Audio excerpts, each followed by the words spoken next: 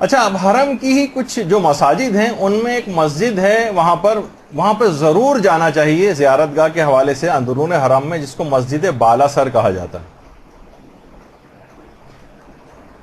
یہاں پر یہ جو سامنے نظر آ رہی ہے، اگرچہ اس کے سامنے مسجد، یہاں پر قریب میں سب لوگ نماز وغیرہ بھی پڑھتے ہیں، یہاں قبریں بنی ہوئی ہیں اور ایک سے ایک عظیم عالم کی قبر یہاں پر۔ آیت اللہ گل پائیگانی کی قبر ہے یہاں پر، یہ صافی گل پائیگانی، علماء اور مراجع یہاں پر آتے ہیں۔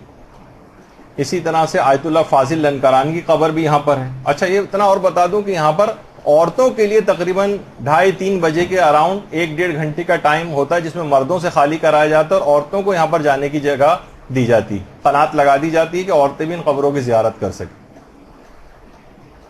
آیت اللہ فاضل لنکرانی کی قبر ہے، آیت اللہ تقی خنساری کی قبر ہے۔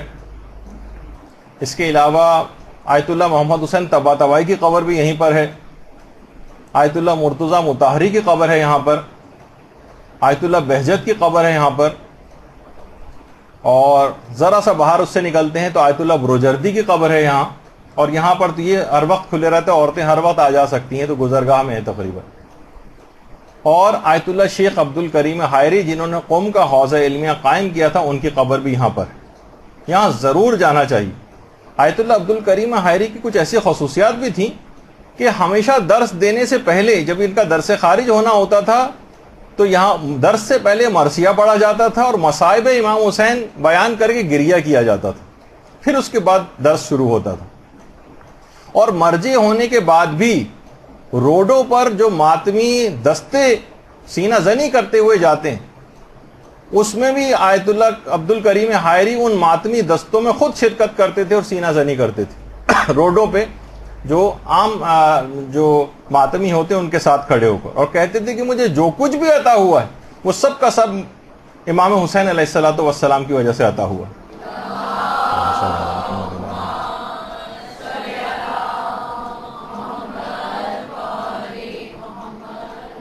اور اس حد تک امر بالمعروف اور نہی عن المنکر کے اتنا فوق العادہ ان کے دل میں اس کا احترام تھا اس حکم کا، کہ ہر اہتمام کرتے تھے کہ کسی طریقے سے اس فریضے کو ادا کریں۔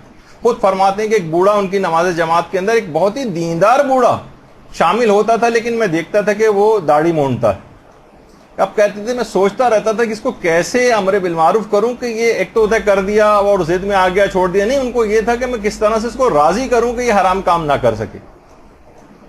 تو کہنے لگے ایک دن مجھے موقع مل گیا، زری پر مجھے وہ بوڑھا نظر آ گیا، تو میں اس کے قریب گیا اور کہا کہ میں چاہتا ہوں کہ آپ کے چہرے پر بوسہ دوں۔ بوڑھے نے اجازت دے دی، تو کہنے وہ جگہ جہاں داڑھی مونڈی جاتی تھوڑی کے پاس، وہاں جا کر میں نے اس کو بوسہ دیا اور چپکے سے اس کے کان میں سرگوشی کی کہ برائے مہربانی آج کے بعد کبھی داڑھی کو نہ تراشیے گا۔ وہیں زری کے پاس اس نے فوراً کہا چشم، ضرور۔ پھر اس کے بعد کہنے میں نے اس کے بعد کبھی بھی اس کو داڑھی مونڈتے نہیں دیکھا۔ یعنی ایسے ایسے طریقہ کار کا شیخ عبد الکریم حائری باقاعدہ اہتمام کرتے تھے کہ کس طرح سے لوگوں کو برائیوں سے روکیں، اور باقاعدہ آیت اللہ۔ اچھا، پھر دیکھیے کہ ان کا حوضہ علمیہ قم جو اس کے بعد انہوں نے قائم کیا ہے، اور اس کی قوم کی جو بنیادیں رکھی ہیں، کتنی کثیر تعداد میں، اور آج تک یہ فیض جاری ہے شیخ عبد الکریم حائری کا۔ کہ آیت اللہ سید احمد زنجانی، یہ وہی آیت اللہ سید احمد زنجانی ہیں کہ جنہوں نے ایک تو جو کہ موجودہ مراجع میں سے آیت اللہ موسیٰ شبیری زنجانی کے والد ہیں، موسیٰ شبیری زنجانی کے، اور امام خمینی کے بھی قریبی ساتھیوں میں سے تھے۔ امام خمینی کے ساتھ ان کی تصویر ہے جوانی کی۔ اور یہ وہ بھی ہیں کہ جنہوں نے اپنے ہاتھ سے پورا قرآن اپنے کفن پر تحریر کیا تھا، اپنے ہاتھ سے پورا قرآن لکھا ہے مرجعیت کی تمام تر مصروفیات کے باوجود۔ تو باقاعدہ ان کی کتاب ہے الکلام یجر الکلام، اس میں آیت اللہ زنجانی فرماتے ہیں کہ آیت اللہ شیخ عبد الکریم حائری کی شخصیت کا ایک پہلو بتا رہا ہوں کہ بار بار اس بات پر اصرار کرتے تھے کہ جس طریقے سے عامہ میں احترام قرآن بہت زیادہ ہے، یعنی ہمارے برادران اہل سنت میں ہمارے ہاں اس سے زیادہ احترام ہونا چاہیے، اور ہماری ہر مجلس عزا کی ابتدا تلاوت قرآن سے ہونی چاہیے. بار بار یہ بات کہتے تھے پیغمبر نے 2 برابر وزن کی چیزیں چھوڑی ہیں. تو مجلس میں ذکر اہل بیت تو ہوتا ہی ہے، لیکن قرآن کی تلاوت سے ہمیشہ اس کی ابتدا ویسے ہونی چاہیے باضابطہ طور پہ کہ حاضرین بھی کچھ تلاوت کریں، اور اس سے پہلے باقاعدہ جس طریقے سے ہمارے ہاں ایک مرثیہ ہوتا ہے اور کچھ نہ کچھ اس سے پہلے پڑھا جاتا ہے، کوئی منقبت ہوتی ہے، اس طرح کے اور پروٹوکول جو ہوتے ہیں اس کے ساتھ تلاوت قرآن کو بھی شامل کر لیں. تو یہی کہتے تھے کہ افسوس کی بات ہے کہ عامہ نے اطرت کو چھوڑ دیا ہے اور خاصہ نے جو قرآن کو چھوڑ دیا. اچھا، اب ان کو یہ اتنا بڑا مقام کیسے حاصل ہوا کہ باقاعدہ آج شیخ عبد الکریم حائری کے سیرت پہ اور ان کی زندگی پر سیمینار منعقد کیے جاتے ہیں اور کتنے علماء اس میں آ کر شریک ہوتے ہیں. اتنا بڑا مقام کہ انہوں نے حوزہ علمیہ قائم کیا اور یہ فیض جاری ہوا. آیت اللہ مصطفیٰ عراقی فرماتے ہیں کہ خود ایک دفعہ آیت اللہ حائری نے اپنا خواب بتایا تھا. کہہ رہے ہیں میں کربلا ہی میں موجود تھا. کربلا میں رات کو سویا تو میں نے رات کو خواب میں دیکھا کہ کوئی ایک آواز آ رہی ہے ہاتف غیبی. کہا کہ اے عبد الکریم اپنے کاموں کو جلد سے جلد نمٹا دو کیونکہ تم جلد ہی مرنے والے ہو. اپنے امور کو منظم کرو، جلدی جلدی اپنے کاموں کو نمٹاؤ. کہہ رہے میں اٹھا، میں نے بہرحال نظر انداز کر دیا. اس طرح کے خواب ہو سکتا ہے کہ آتے رہتے ہیں، میں نے زیادہ توجہ نہیں کی.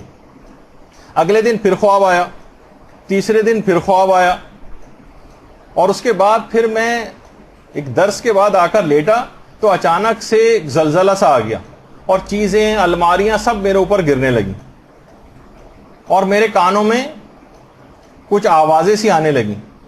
اچانک سے میں نے دیکھا کہ 2 اجنبی لیکن نورانی شخصیت میرے دائیں اور بائیں آ کر بیٹھ گئیں اور آ کر ایک دوسرے سے کہہ رہی ہیں کہ اس کی موت کا وقت آ گیا ہے، اس کی روح کو قبض کرنا شروع کرو.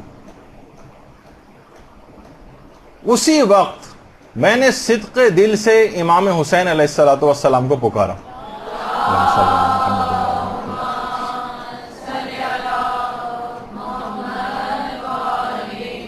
کہا مولا میرے ہاتھ تو بالکل خالی ہیں، میں نے تو بھی کچھ بھی دین کی خدمت انجام نہیں دی ہے. آپ کو آپ کی ماں زہرا کا واسطہ میری عمر کو میں اضافہ کروا دیجیے. دیکھیے جس وقت انسان کی موت، فرشتہ موت کو اپنی آنکھوں سے دیکھ لے، اس وقت صدق دل سے کوئی اور خیال دماغ میں نہیں آ رہا ہے، بلکہ اپنے نامہ اعمال کو بڑھانے کا خیال دل میں آ رہا ہے، دین کی خدمت کا خیال دل میں آ رہا ہے. اچھا، ابھی میں نے یہ دعا کی ہی تھی کہ بلا فاصلہ اچانک سے ایک نورانی شخصیت وہاں پر آ گئی جو امام حسین کی قاصد تھی، اور اس نے آ کر ان دائیں بائیں بیٹھے ہوئے جو فرشتے تھے ان سے آ کر کہا کہ سید الشہداء سے شیخ عبد الکریم حائری نے توسل کیا ہے اور امام حسین نے خدا کی بارگاہ میں سفارش کی اس کی عمر کو بڑھانے کے لیے جو پروردگار کی طرف سے قبول کر لی گئی ہے، اب اس کی روح قبض نہیں کی جائے گی. دونوں فرشتوں نے ایک دوسرے کو دیکھا اور کہا سمعن و طاعتن، ہم نے سنا اور اطاعت کی. اور اس کے بعد اچانک سے مجھے احساس ہوا کہ وہ تینوں شخصیات میری آنکھوں سے اوجھل ہو گئیں اور مجھے احساس ہوا کہ جیسے میں زندہ ہوں. کانوں میں میرے گھر والوں کے رونے چلانے کی آوازیں آ رہی تھیں. میں نے اپنے ہاتھوں کو حرکت دینا شروع کی. اس کے بعد پاؤں کو حرکت دینا چاہی تو میں نے دیکھا کہ میرے پاؤں بھی اس سے ڈوری سے باندھ دیے گئے، اس طرح مرنے کے بعد گھر والے باندھ دیتے ہیں نا، ڈوری سے میرے پاؤں تک باندھ دیے گئے تھے. اس کے بعد میں نے جیسے لوگوں نے دیکھا کہ میرے بدن کو حرکت ہو رہی ہے تو سب لوگوں نے چلا کر کہا خاموش ہو جاؤ خاموش ہو جاؤ، اس کے بدن میں حرکت ہو رہی. اس کے بعد لوگوں کو پتہ چلا کہ میں ابھی زندہ ہوں. اس کے بعد میرے حلق میں تھوڑا تھوڑا چند قطرات کر کے پانی ڈالا گیا. 15 دن میں کہیں جا کر میری کمزوری مکمل طور پر دور ہوئی اور میں دین کے کام کرنے کے قابل ہوا.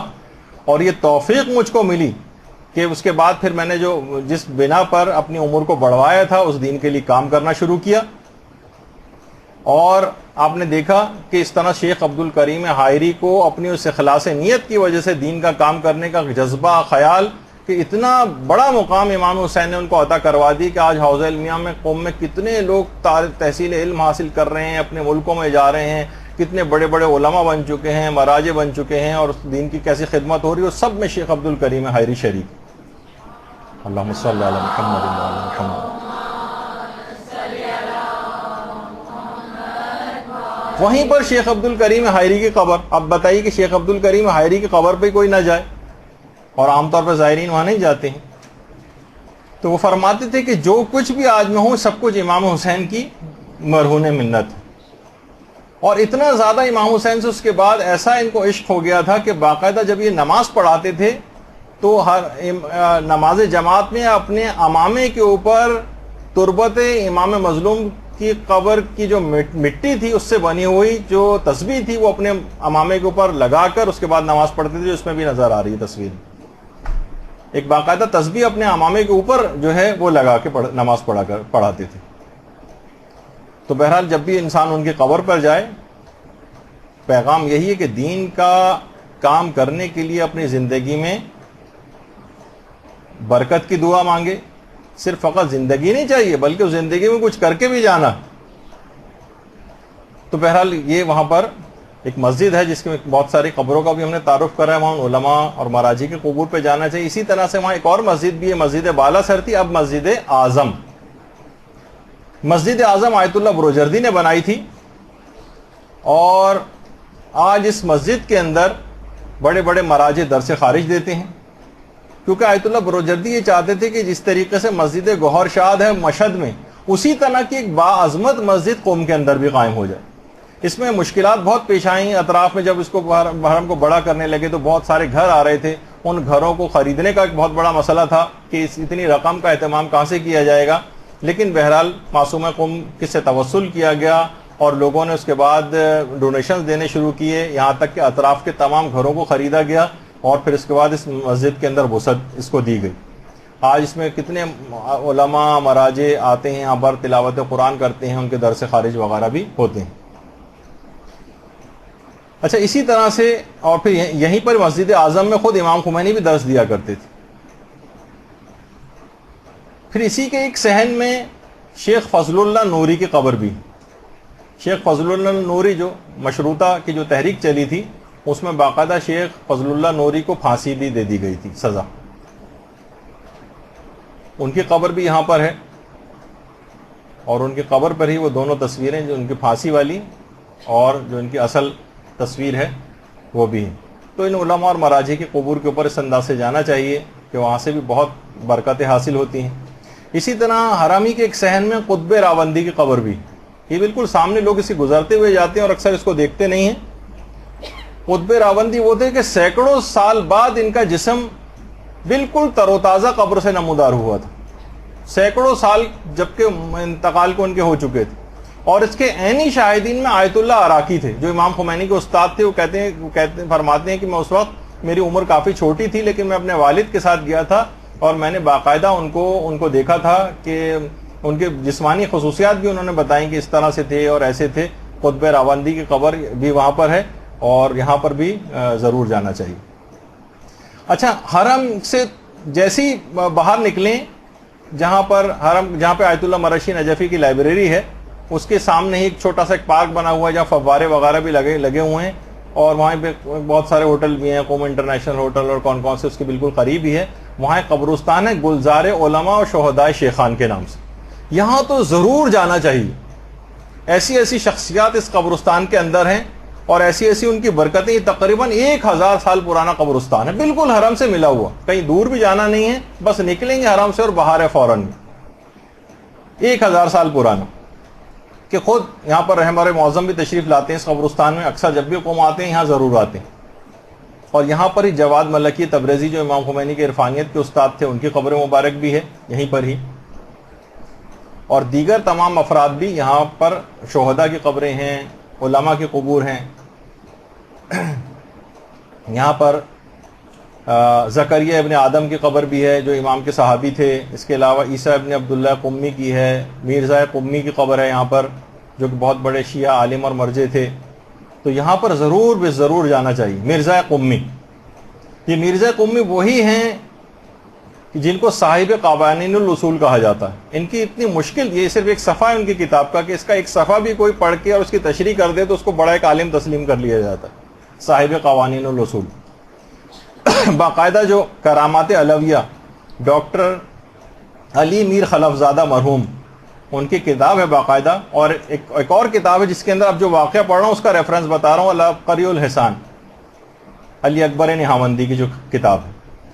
اس میں ایک زائر کا واقعہ دونوں علماء نے لکھا ہے, کہ جو کہ اپنے وطن سے عازم سفر ہوا تھا، اس کا ارادہ تھا کہ میں زیارات کرتا ہوا جاؤں گا اور پھر حج بھی انجام دوں گا. حج کے اخراجات کے لیے اس نے الگ اپنی ایک تھیلی بنائی ہوئی تھی اور زیارات کے لیے الگ. اچھا، بحری راستے سے اس زمانے میں کتنے سوچیے کہ راستے مشکل ہوتے تھے، کوئی فلائٹس وغیرہ کا مسئلہ نہیں تھا، بلکہ لوگ اسی طرح سے سفر کیا کرتے تھے کشتیوں وغیرہ میں بیٹھ کر، جن کو بحری راستے سے آنا ہوتا تھا. حج کے اخراجات کی ایک الگ تھیلی تھی جو کسی وجہ سے اس کشتی میں عمان کے سمندر کے اندر گر گئی. پوری تھیلی جو حج کے اخراجات کی تھی. بہرحال یہ زائر جو ہے وہ وہاں پر نجف امیر المومنین علیہ الصلوۃ والسلام کے حرم میں آ گیا.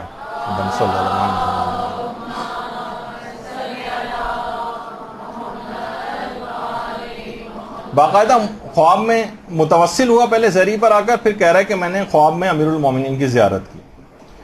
اللہم صلی علی محمد.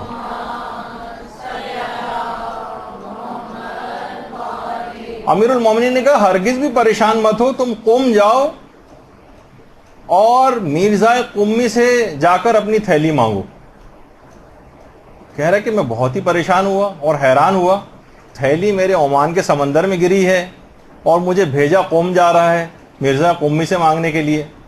کہہ رہا ہے بہرحال کیونکہ امام نے کہہ دیا تھا تو میں نے وہاں کا سفر کیا اور عراق سے ایران قم آ گیا.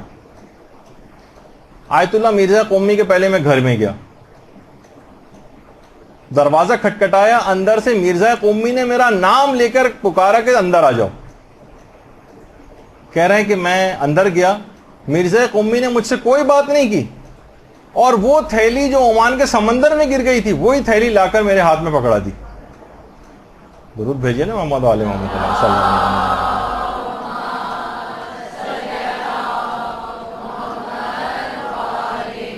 اور فرمایا میں راضی نہیں ہوں اس بات سے کہ میری زندگی میں اس واقعے کا کسی اور سے تذکرہ کروں. بہرحال میں وہاں سے اپنی تھیلی لی اور اس کے بعد پھر حج پہ گیا. حج کے بعد میں اپنے وطن آ گیا. کئی سال تک تو مجھے یہ واقعہ یاد بھی نہیں آیا اور کئی سال بعد میں اپنی بیوی کے ساتھ بیٹھا ہوا تھا تو اچانک سے مجھے یہ واقعہ یاد آیا اور میں نے پورا واقعہ اپنی بیوی کو سنایا. اچھا اب دیکھیے بیوی بھی آج کل ایسی بیوی تلاش کرنی پڑیں گی کہاں ہے. کہنے لگی پہلے تو اس نے افسوس کا اظہار کیا اور پھر تعجب کیا کہ ایسے شخص کو پا کر بھی تم وطن واپس آ گئے، وہیں اسی کے پاس ملازمت کیوں نہ اختیار کر لی. اس نے کہا اچھا پھر میں اب کیا کروں. بیوی نے کہا کہ ایسے بزرگوں کی خدمت کرنی چاہیے اور ان کی قبر کے قریب ہی دفن ہو جانا چاہیے. یعنی جاؤ ان کے پاس رہو، ان کی خدمتیں کرتے رہو، ان کے فیض میں رہو اور اس کے بعد یہاں تک کہ وہیں پہ مر جاؤ، ان کے ساتھ دفن ہو جاؤ، یہ کرنا چاہیے. اس نے کہا کہ اب تو اتنا وقت گزر گئے، سالہ سال گزر گئے، پتہ نہیں مرزا قومی اس وقت کہاں ہوں گے. بیوی نے کہا ایسا کرو کہ ہم دونوں چلتے ہیں، ہم اپنا سارا گھر مکان کھیت سارے سامان کو بیچ دیتے ہیں اور قوم چلتے ہیں اور وہیں پر پھر ہم مجاورت اختیار کر لیں گے. ان دونوں نے اپنا سامان، اپنے پورے گھر بار کو بیچا، کھیت کو بیچا، اس کے بعد قوم آ گئے. جب قوم آئے تو معلوم چلا کہ مرزا قمی انتقال کر چکے. یہ مرزا قمی کی اس مقبرے کے اندر قبر ہے. یہاں پہ اکثر عورتیں یہاں پر آ کر بیٹھتی ہیں، یہاں پر دعائیں مانگتی ہیں. وہاں پر آئے تو پتہ چلا کہ مرزا قمی انتقال کر گئے. اب ان دونوں شوہر و بیوی نے وہیں پر مجاورت اختیار کر لی. دنوں رات ان کی قبر پہ بیٹھ کر تلاوت قرآن کرتے تھے اور پھر معصومہ قوم کی قبر کی بھی مجاورت. اور اس کے بعد پھر اسی قبرستان گلزار شہداء اور مقبرہ جو شیخان ہے اسی کے اندر ہی کسی جگہ پر وہ دونوں شوہر و بیوی بھی مدفون ہیں.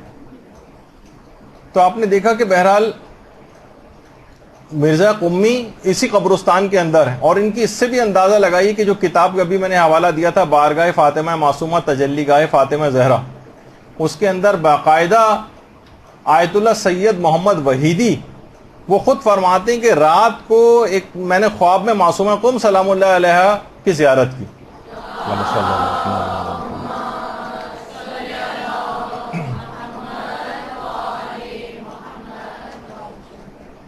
تو میں نے ان سے ایک سوال پوچھا کہ معصومہ کیا آپ اہل قوم کی شفاعت کریں گی؟ تو معصومہ قوم نے آپ کو معلوم ہے کیا جواب دیا؟ کہا کہ اہل قوم کی شفاعت کے لیے تو مرزا قومی ہی کافی ہیں، میری شفاعت تمام شیعوں کے لیے ہوگی. اللہم صلی اللہ علیہ وسلم.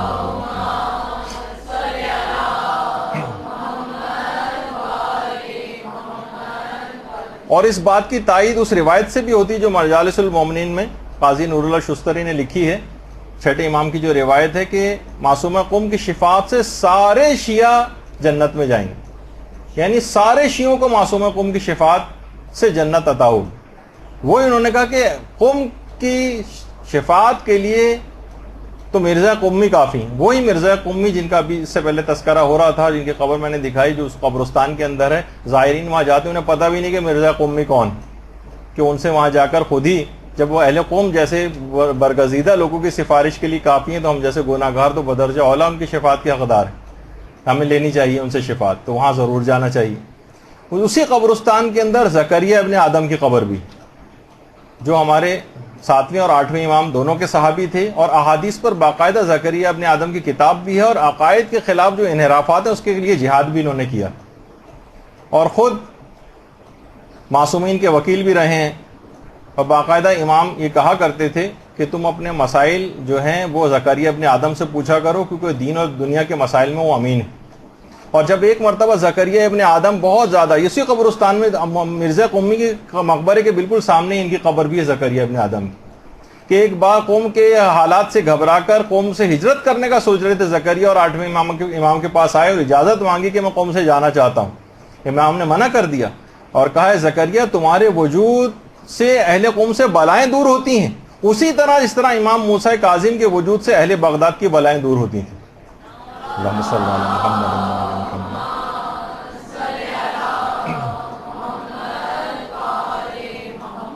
اسی قبرستان میں عیسیٰ ابن عبداللہ قمی کی قبر بھی، ان کی تصویر تو میں نہیں دکھا سکا آپ کو، لیکن ان کی قبر بھی ہے۔